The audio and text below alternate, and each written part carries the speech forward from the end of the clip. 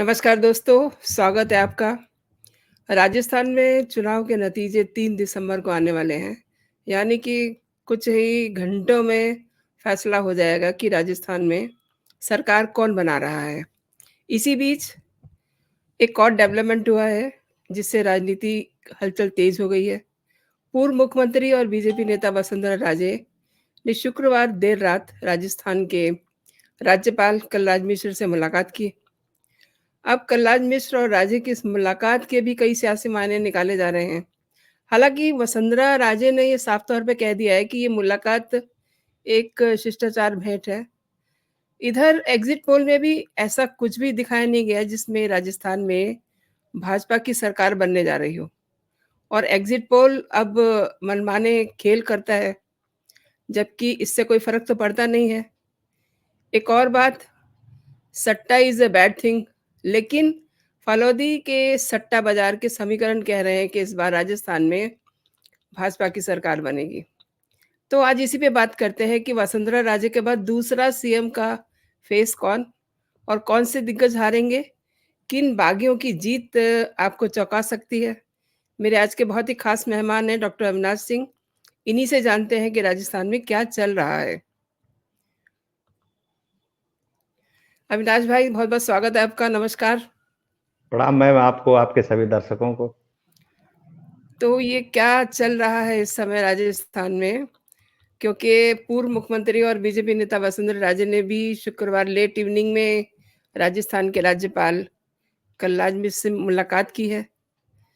आप इस मुलाकात को किस तरीके से देखते हैं, यानी कि इसके राजनीतिक मायने क्या हैं?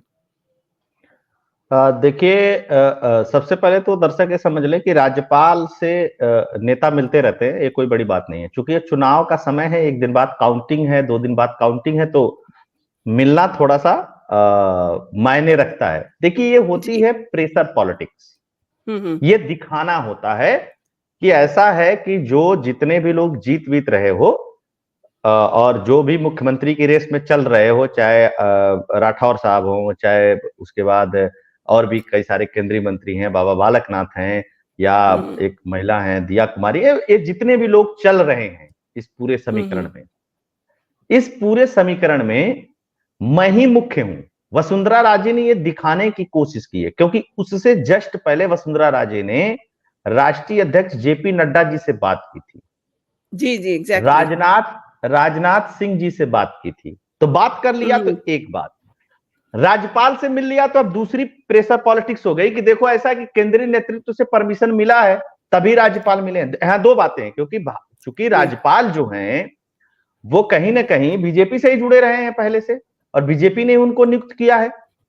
ठीक है, तो राज्यपाल, चूंकि वो मुख्यमंत्री तो है नहीं और इस समय तो आचार संहिता लगी हुई, तो राज्यपाल तो बाध्य है नहीं कि उनसे मिले, राज्यपाल मना भी कर सकते थे। तो यहां दो फैक्टर्स हैं जी। दोनों चीज दिखाने की कोशिश हो रही है कि जेपी नड्डा जी से बात हो चुकी है, राजनाथ सिंह जी से बात हो चुकी है, ऐसे वैसे बात हो चुकी है सबसे, और दोनों तरफ परमिशन है। मतलब राज्यपाल को भी एक तरीके से कह दिया गया होगा कि ठीक है वसुंधरा जी आती हैं तो आप मिल लीजिएगा, या वसुंधरा जी ये दिखाने की कोशिश करें कि उधर से हमको ग्रीन सिग्नल मिल गया इसलिए हम जाकर के मिलाए।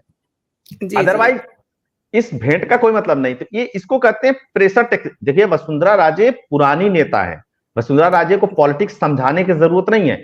वो अच्छा काम की नहीं की, वो बढ़िया से सुनती है नहीं सुनती है, डिस्कशन का डिस्कोर्स का विषय हो सकता है, लेकिन नेता वो बेकार है ऐसा नहीं है। राजनीति का जितना प्रेशर पॉइंट है वो सब जानती है कि कहां कहां दबाने से क्या क्या वैक्यूम क्रिएट होगा। तो ये उसके तहत मिलने गई है।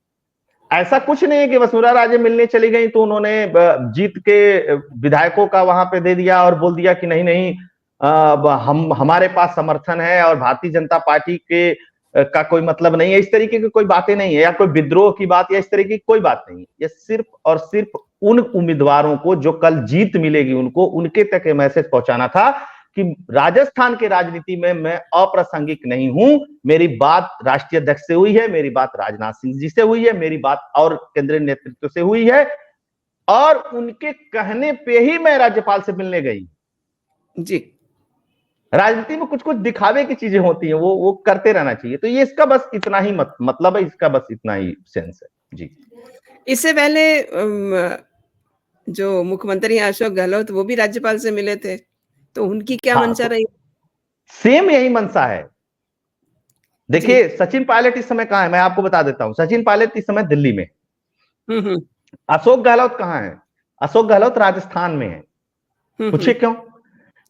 सचिन पायलट को लगता है कि अगर कोई संभावना सरकार बनने की है, जैसे एग्जिट पोल में कुछ इधर बता रहे हैं, कुछ उधर बता रहे हैं। एग्जिट पोल तो मतलब पूरा अजीब हो गया राजस्थान का। कुछ कह रहे हैं जी। बस बस इधर जीत रही है, कुछ इधर जीत रही है, ऐसा बीच में ला करके फंसाए हैं और इंटरवल इतना बड़ा बड़ा दे दिया। मैं उस पर बात करूंगा। तो जी, उनको लग बिल्कुल। रहा है कि अगर सरकार आएगी तो हुँ। सबसे पहले तुमेव माता च पिता तुमेव के यहां पहुंचो। ठीक जी। है ना? मामला वहीं से बनेगा, क्योंकि राहुल गांधी कतई से कतई तक इस बार अशोक गहलोत को मुख्यमंत्री बनने नहीं देंगे। जी, मान जी। करके चलिए। तो जी, सचिन जी। पायलट कह रहे हैं कि विधायकों से तो मैं मिलूंगा तो मुझको 10-15 ही समर्थन मिलेगा। जी, आला कमान से मिलो पहले। तो वो आला जी। कमान के यहां है। एक चीज गहलोत को पता है कि देखो भाई, जितनी बार बगावत हुई है, चाहे मुझको मुख्यमंत्री बनना था, उस प्रेशर में मेरे पास जो विधायक थे उन्हीं का दबाव था। मैं जब इनको राष्ट्रीय अध्यक्ष बनाने की बात चली तो जी। विद्रोह हुआ, तो गहलोत खेमे के सारे विधायकों ने इस्तीफा दे दिया एक साथ ना। जी, जी। ये प्रेशर पॉलिटिक्स है। तो गहलोत जहां मजबूत है, गहलोत जहां अपनी खिचड़ी पका सकते हैं, गहलोत जहां अपना जादू दिखा सकते हैं, वहां वो पड़े हुए हैं। और एक मैसेज देने की उन्होंने भी कोशिश की है कि राहुल गांधी छोड़ो, राहुल गांधी की माता जी जो सोनिया गांधी है, उनसे मेरी बातचीत हो गई है और मैं राज्यपाल से मिलने जा रहा हूं। देखिए ये पूरा खेल तमाशा है। जी, जी। दूसरी चीज कि अगर सर्वे के पोल ऑफ पोल्स को देखा जाए तो ऐसा भी हो जी। सकता है कि किसी को बहुमत ना मिले, हुँ। तो राज्यपाल से मिलकर के बातचीत करने का एक और तरीका यह होता है, या वो गए हो तो टाइम भी ले लिए हो जी, कि हम कल 3 तारीख को हम आपसे 4 बजे मिलेंगे या 5 बजे मिलेंगे या 6 बजे मिलेंगे। जी। क्योंकि फिर खेल हो जाएगा राज्यपाल का कि कौन सबसे बड़ी पार्टी है और किसको बुलाया जाता है। हो जी, जी। सकता है कि हो सकता है कि किसी को बहुमत ना मिले। जैसे देखिए, मैं नहीं कह रहा हूं, ये जो उनकी सोच है या जो जो वो विचार कर रहे होंगे राजनीति में, मैं उसकी बात कह रहा हूं। तो बड़ी पार्टी को बुलाया जाएगा तो ठीक है, राज्यपाल से थोड़ा मिल लेना चाहिए भाई। वैसे भी मुख्यमंत्री हैं वो, अभी भी सिटिंग मुख्यमंत्री उन्हीं को माना जाएगा। अभी भी कार्यवाहक कर लीजिए, सिटिंग कर लीजिए, जो भी चीजें कर जी, लीजिए, जी। अभी उन्होंने मुख्यमंत्री पद जी, से जी। इस्तीफा दिया नहीं है ना? हुँ। कल का जो रिजल्ट आएगा उसके बाद वो इस्तीफा देने जाएंगे। दोनों ही कंडीशन में इस्तीफा देने जाएंगे, चाहे उनकी सरकार बने चाहे भाजपा की बने। तो उनको तो राज्यपाल से टाइम लेना ही लेना है। तो उन्होंने, मुझको लगता है कि गए होंगे राज्यपाल से टाइम लिए होंगे व्यक्तिगत, कि कल हम आएंगे, 3 बजे आएंगे, 4 बजे आएंगे, 5 बजे आएंगे, जितने बजे भी आए। जी। लोगों की बड़ी दिलचस्पी रहती है, हालाँकि वक़्त बड़ा कम रह गया है। एग्ज़िट पोल तो कांग्रेस को जिता रहे हैं। एनालिसिस में भाजपा को अ, 93 तो कांग्रेस को 70 इस पे मज़बूती में दिखाया जा रहा है, जबकि 21 के करीब ऐसी सीटें हैं जिनमें काफ़ी नेक टू नेक टक्कर होगी। उस हिसाब से आप क्या सीन देख रहे हैं इस समय? अब आप एग्जिट पोल देख लीजिए, अगर आपके पास कोई स्क्रीनशॉट हो तो आप एक बार दिखा सकती हैं उसको। आप हुँ। उसका इंटरवल देखिएगा। मैं चूंकि मैं एक सिफोलॉजिस्ट भी हूं और मैं डेटा पे बहुत सारा काम करता रहता हूं, मैंने जो इस जी, जी। बार एग्जिट पोल आया है, जिस भी प्रदेश हुँ। का आया हो, मैंने ऐसा हुँ। एग्जिट पोल कभी देखा नहीं है ना। हुँ। मैं इसको समझ पाया कि ये भाई किस फार्मूले से बनाया गया है, जी। कौन सा ऐसा नया फार्मूला इजाद हो गया है जिसके थ्रू इन लोगों ने इस तरीके की चीजों को बनाने की कोशिश की गई है। देखिए, वोट मार्जिन जो होता है वो 1 से 3% होता है, जी। एरर ±3%। और जो सीटों का मार्जिन होता है वो आप मान करके चलिए, मैक्सिमम जो मार्जिन होता है वो 5% होता है। जी, जी। तो इंटरवल जो मैक्सिमम होना चाहिए वो 10 होना चाहिए। यहां 20 है, 24 है, 22 है, कुछ हुँ। भी है, और आप उसको रिवर्स जोड़ देंगी तो भी 199 सीट नहीं है। किसी की 205 पहुंच जा रही है, किसी की 80 पहुंच रही है। जैसे देखिए, एक सिंपल फार्मूला होता है, हुँ। जितना डेबिट उतना क्रेडिट इक्वल होता है। तो अगर आप परसेंटेज में भी कोई चीज निकाल रहे हैं तो 100 पे ही जाके टिकेगा। अगर आप सीटों पे निकाल रहे हैं तो 200 सीटें, एक सीट वैकेंट है या वहां पे चुनाव नहीं हुआ है, 199 सीट है, तो 199 उसका योग आना चाहिए। जब मिनिमम और मैक्सिमम को आप एक के मिनिमम को जोड़ेंगे, दूसरे के मैक्सिमम को जोड़ेंगे, तो वह भी नहीं आ रहा है। खुद ही कोई भी व्यक्ति जोड़ करके देख सकता है उसको। तो मुझे नहीं समझ में आया कि 25-25 का डिफरेंस। अब देखिए क्लोज मार्जिन में, आप देखिए 90 से कह दीजिए किसी को, 90 से लेकर के 110 सीट आ सकती है, 120 सीट आ सकती है, तो 90 जी, पे जी। सरकार नहीं बनेगी। हुँ, हुँ, हुँ, हुँ। लेकिन जैसे ही 12 सीटें बढ़ेंगी सरकार बन जाएगी।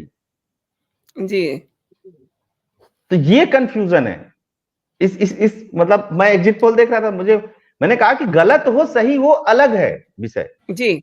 एग्जिट पोल ही है वो। अगर वो उस पे 100% वो सही ही होता या वो हाँ, तो उसको 100% गलत ही होता, तो वो एग्ज़िस्ट डिस्कशन का नहीं विषय नहीं करता ना, रहता। ऑब्वियसली। हाँ, सही भी होते हैं एग्जिट पोल, अगर आप सही फार्मुलेशंस के साथ करते हैं, सही चीजों के साथ करते हैं, तो एग्जिट पोल सही भी होते हैं। हुँ, जैसे हुँ, जब हुँ। मुझको बहुत सारा डेटा प्रोसेस करने के लिए मिलता है चुनाव का, तो मैं चुनाव में एक सेंटीमेंट एनालिसिस करता हूं, मेरे पास एक सॉफ्टवेयर है एआई का। तो सेंटीमेंट आपको समझना बहुत जरूरी होता है किसी भी डेटा के प्रिडिक्शंस के लिए, पहली चीज। दूसरी चीज, जब भी आप एग्जिट पोल करते हैं तो आप जो डेटा सैंपल कलेक्ट किए हैं उसका साइज क्या है, पहला। हुँ, हुँ। साइज के साथ साथ वो कितने एरिया को कवर किया है, दूसरा।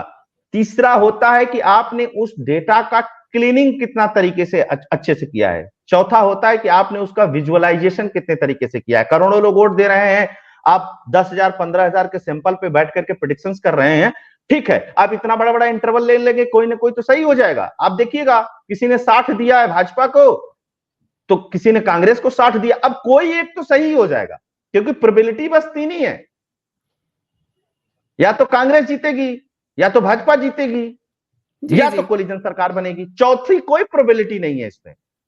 जी। ये तीन ही चीज हो सकती है इसमें।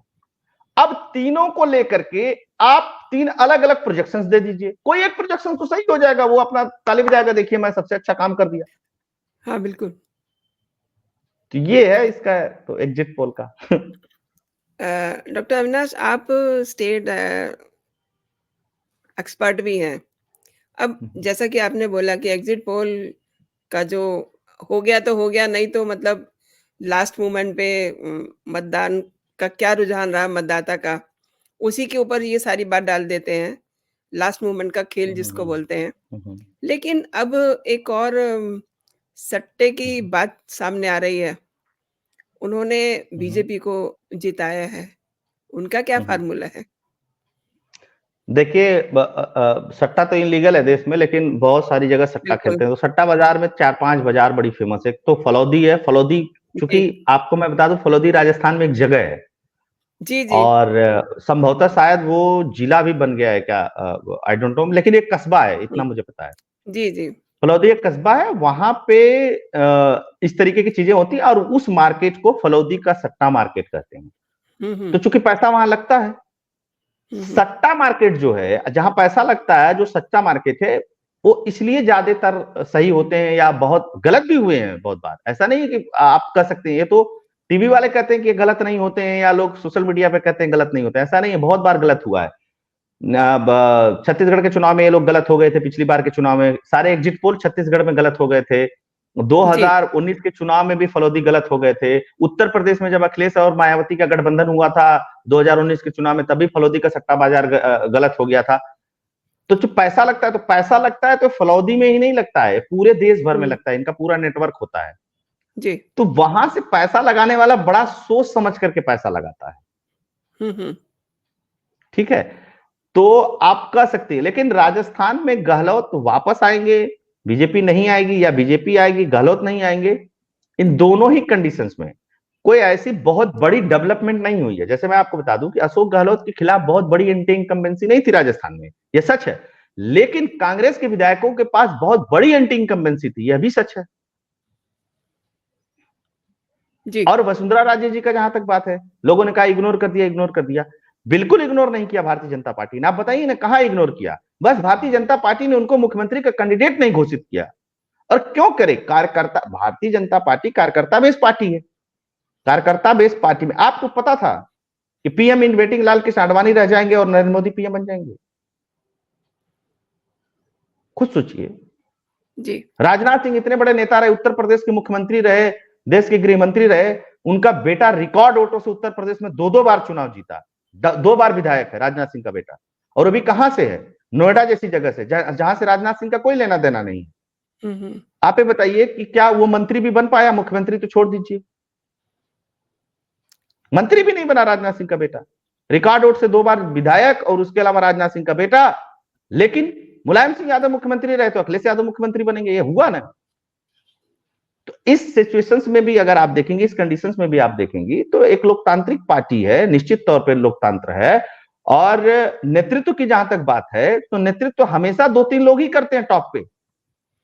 सारे अटल बिहारी वाजपेयी रहते तो पार्टी खत्म हो गई होती, कभी की है। सारे लाल कृष्ण आडवाणी रहते पार्टी में तो लाल कृष्ण आडवाणी थे, मुरली मनोहर जोशी थे, ये लोग थे। इन लोगों में भी आपस में बहुत सारे विषयों पे मतभेद रहता था। अरुण शौरी थे, धर्मेंद्र प्रधान थे, अरुण जेटली थे, सुषमा स्वराज थी, उमा भारती थी, कल्याण सिंह थे। उस दौर में भी एक नेता थे। इस दौर में भी नेता है, नरेंद्र मोदी हैं, अमित शाह हैं, राजनाथ सिंह हैं, गडकरी हैं।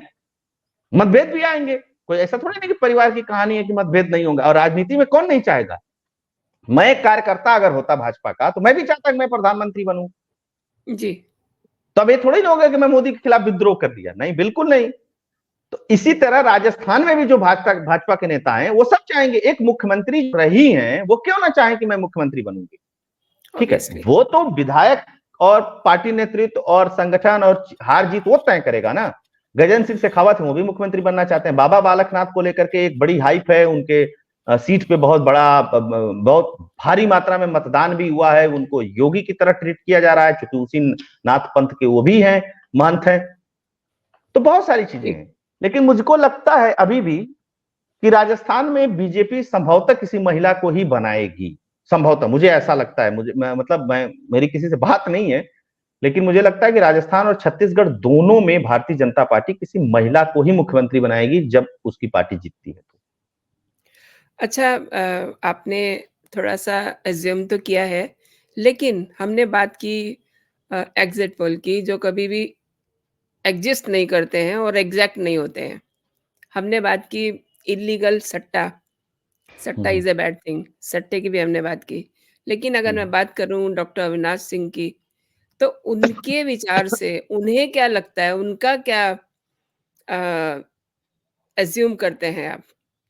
राजस्थान में क्या देखिए, सीन बनने बीजेपी वाला को, है? मुझे ऐसा लगता है कि बीजेपी को बहुमत मिल जाना चाहिए राजस्थान में। क्यों? मतलब रीजन है, गहलोत के खिलाफ नहीं है, लेकिन उनके लोगों के खिलाफ बहुत है। गहलोत के खिलाफ इसलिए नहीं बन पाया, गहलोत आखिरी में माहौल बना ले गए, 500 सिलेंडर जी। देंगे, 50 लाख देंगे, ऐसे करेंगे वैसे करेंगे, लेकिन वो धरातल पे योजनाएं नहीं है। दूसरी जी, सबसे जी। बड़ी बात क्या है, इनकी पार्टी में आपस की खींचतान, जैसे गहलोत के बीच में और पायलट के बीच में जो कुछ हुआ, वो एक एक बड़ा मैटर है। राजस्थान का एक रिवाज भी है कि 5 साल तू रहा है, 5 साल तू रहा है। तीसरी चीज जी। कि हिंदू वोटर निश्चित तौर पे कंसोलिडेट हुआ है अगर 2 वोटरों को प्रमुखता से छोड़ दिया जाए, जाट वोट और मीना वोट को। तो जाट वोट और मीना वोट 2 ऐसे वोट थे जो कंसोलिडेट नहीं हुए बीजेपी की तरफ, वो कांग्रेस की तरफ रहे हैं। लेकिन किरोड़ी लाल मीणा जैसे नेताओं के वजह से बीजेपी को भी मीनाओं के वोट मिले हैं, लेकिन वही मिले हैं जहां पे किरोड़ी लाल मीणा का मतलब प्रभाव था या कोई मीना कैंडिडेट लड़ रहा था। तो एक तो ये फॉर्मुलेशन हो गया। लेकिन सचिन पायलट एक्टिव नहीं थे, सचिन पायलट टोंक तक सीमित हो गए थे। टोंक तक सीमित होने का फायदा बीजेपी को यह मिला कि एक मैसेज चला गया कि गुर्जरों को अवॉइड कर दी है कांग्रेस या गहलोत की वजह से। और सचिन पायलट भी खुद नहीं चाहते थे, क्योंकि Sachin Pilot wait and watch करना चाहते थे। उनको पता है कि इस बार गहलोत हारेगा, गहलोत बाहर जाएगा, अगले 5वें साल बाद मेरे पास पूरी संभावना बनेगी, क्योंकि उतना बड़ा नेता अब गहलोत के जाने के बाद उतना बड़ा नेता कोई बचेगा नहीं जो इतना पॉपुलर हो। उनके साथ कितने लोग हैं कितने लोग नहीं, अच्छे नेता है बुरे नेता है, ये अलग विषय है। लेकिन यही है सच कि सचिन पायलट जितने पॉपुलर है उतना पॉपुलर अशोक गहलोत के बाद कोई बचेगा नहीं।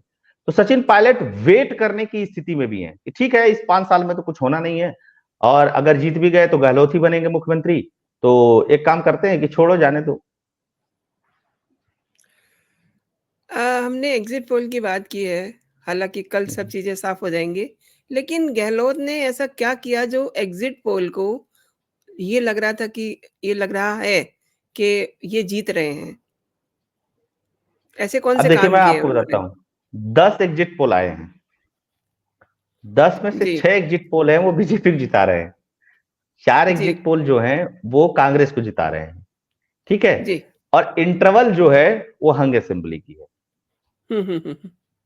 अगर इनके मिनिमम इंटरवल को अगर आप देखेंगी तो हंग असेंबली है। जैसे अगर आप 80 से 110 जिता रही हैं, तो कोई 80 देखेगा, कोई 110 देखेगा, जी, और कोई मिडिल में इसको लेगा। तो मिडिल में अगर आप लेंगी तो भी हंग असेंबली है, ठीक है। 110 आप मैक्सिमम कैसे कर सकती हैं और मिनिमम 80 भी कैसे कर सकती हैं, दोनों बातें हैं। मैं इसलिए बोल रहा हूं ना कि इंटरवल सीटों का 10 से अधिक नहीं होना चाहिए था, तो क्लियर मैसेज आता। जैसे आप 80 से 90 देते, या आप 90 से 100 देते, या 100 से हुँ, हुँ, 110 देते, तो क्लियर पिक्चर बनती। तो इनमें से कोई ना कोई एक तो सही हो ही जाएगा, 10 में से जी, सही हो जाएगा, 2-3 सही हो जी, जाएंगे। जी। तो इसका बहुत मतलब नहीं है। देखिए मैं बहुत स्पष्ट बता दूं, आपका वॉइस मैंने थोड़ा-सा जितना अब कम तक काम जी, किया है इस फील्ड में, जी, उस इसका कोई बहुत मतलब नहीं है कि 4 लोग इधर कह रहे हैं, 6 लोग इधर कह रहे हैं, कोई सही हो जाए कोई गलत हो जाए। जैसे आप 2018 में छत्तीसगढ़ में सब गलत हो गए थे, जी। 2018 नहीं, 2013 में तो टीवी वाले पूरी तरीके से गलत हो चुके थे। मिठाइयां बट रही थी, मिठाइयां बन रही थी, 1 बजे के बाद भाजपा जीत गई। जी, और जब से छत्तीसगढ़ में चुनाव हो रहा है, 2018 का चुनाव पहला ऐसा चुनाव था जिसमें मार्जिन 7-8% था वोट का। नहीं तो 2%, 1.5%, 2.5%, 3%, इससे अधिक मार्जिन नहीं रहता है हार जीत का, क्योंकि जी, छोटी कंसिस्टेंसी है, छोटी असेंबली है, सीटें हैं, वोट कम है, 90 सीटें हैं, तो वहां पे प्रिडिक्शंस बड़ा मुश्किल हो जाता है। लेकिन पहले फेज का जो चुनाव हुआ 20 सीटों पे छत्तीसगढ़ में, उसमें जो 12 सीटें बस्तर के एरिया की हैं। देखिए जो बस्तर जीतता है वो सरकार बनाता है, क्योंकि बस्तर का प्रभाव पूरे रायपुर और रायपुर बेल्ट में पड़ता है, और रायपुर बेल्ट में बहुत अधिक सीटें आती हैं। रायपुर में आप भिलाई, दुर्ग, ये सब सारा कुछ ले सकते हैं आप। तो ये कहानी है इन सब चीजों की। अब इसके पीछे मान लीजिए कि कोई 500 वोट से जीत जाए, कोई 1000 वोट से जीत जाए, कोई 2000 वोट से जीत जाए, तो उसका एग्जैक्ट एनालिसिस करना बहुत मुश्किल होता है। और बहुत सेफर साइड एग्जिट पोल वालों ने खेला है, सबने। अब मतलब आज तक ने तो इतनी सीटें दे दी हैं कि लोग कह रहे हैं यार, उस पर भी संशय है लोगों को। हाँ, आज तक हाँ। ने तो 150 से ऊपर सीटें दे दी हैं। हो सकता है, संभव है, क्योंकि शिवराज सिंह चौहान ने को महिलाओं ने मतलब बहुत बड़ी मात्रा में वोट दिया है ना। तो ये भी संभव जी, है। और मुझको लगता है कि सर्वे में अभी तक भारत में सर्वे में महिलाओं का पार्टिसिपेशन 5% से अधिक नहीं है, जी। कितना भी आप नहीं सैंपल साइज लेकिन ले लीजिए। जी, जी। लेकिन शिवराज सिंह चौहान को तो इस बार महिलाओं ने अच्छा जो उन्हें सम्मान दिया उस वो लौटाया उन्होंने। बिल्कुल वही मेरे कहने का मतलब। जैसे आप एग्जिट पोल को अगर मार्क करेंगे कि जैसे एग्जिट पोल, जैसे मान लीजिए कि एक वर्ग है, मान लीजिए कि 20 साल से लेकर के 25 साल का एक वर्ग है, उसमें महिला पुरुष दोनों हैं, उन्होंने एक बड़ी मात्रा में वोट दिया। लेकिन आपके एग्जिट पोल का जो सिंपल है उनके बीच में था ही नहीं, जी, तो हाउ टू कैलकुलेट। वेरी अब सिंपल। तक कोई भी एग्जिट पोल पूरे वर्ल्ड में, भारत छोड़ दीजिए, पूरे दुनिया में 5% से अधिक महिलाओं तक रीच ही नहीं किया है। टोटल का अगर 100 सैंपल साइज आपने लिया है तो 5 से अधिक महिलाएं नहीं है उसमें। और मध्य प्रदेश में महिलाओं का पूरा खेल है। तो हो सकता जी, है कि जो आज तक का सर्वे रिपोर्ट आया उसने महिलाओं को अपने मन से ऐड ऑन कर लिया कि भाई इतना इतना तो ले आ ली। रहा है, अब जी, महिलाओं का लेकर के आओ, इसमें उसको फॉर्मुलेट कर दो। जी, जी, दूसरी चीज मैं आपको बता दूं कि जी, अब तक मध्य प्रदेश की 47 सीटों में महिलाओं का जो सिंपल साइज है वो 1% से कम है। वो 47 सीटें कौन? एसटी सीटें। उनके पास ना फोन है, न उनके यहां फोन जाता है, न वो इतनी पढ़ी लिखी हैं, न वो किसी सर्वे में जवाब दे पाती हैं। वो खेतों पे काम करती हैं मैक्सिमम टाइम। अगर आप जाएंगे, आप मध्य प्रदेश घूमेंगे, मैं तो बहुत घुमा हूँ, धार झाबुआ वाला पूरा जी, रीजन हो गया, बड़वानी हो गया, ये सब ये जितना पूरा एरिया है यहाँ। और इस तरीके से 47 सीटें आती हैं। 20% से अधिक पॉपुलेशन है, मतलब भारत में सबसे अधिक आदिवासी अगर कहीं रहते हैं तो मध्य प्रदेश में रहते हैं। टोटल नंबर, जी, आप परसेंटेज की बात नहीं कर रहा, टोटल नंबर ऑफ काउंटिंग की बात कर रहा हूं। जी, तो ये भी एक फार्मूला है कि क्या आदिवासी महिलाओं से पूछा गया कि तुमने किसको वोट दिया? क्योंकि एग्जैक्ट जी, शिवराज सिंह चौहान के 1250 रुपए का इंपैक्ट अगर कहीं पड़ा है तो वहीं पड़ा है। बिल्कुल एग्ज़ैक्टली, वो तो बहुत काम किया है, जो लाडली योजना क्योंकि है, घर सबको क्योंकि घर पे क्योंकि एक सामान्य व्यक्ति को जिसके घर में 25-50 हजार लाख रुपए महीने आ रहा है, उसको अगर आप 1000-1200 उसके खाते में डाल देते हो तो उसको बहुत फर्क नहीं पड़ता। हाँ, वो खुश रहता है कि चलो हुँ, किसी ने कुछ दिया।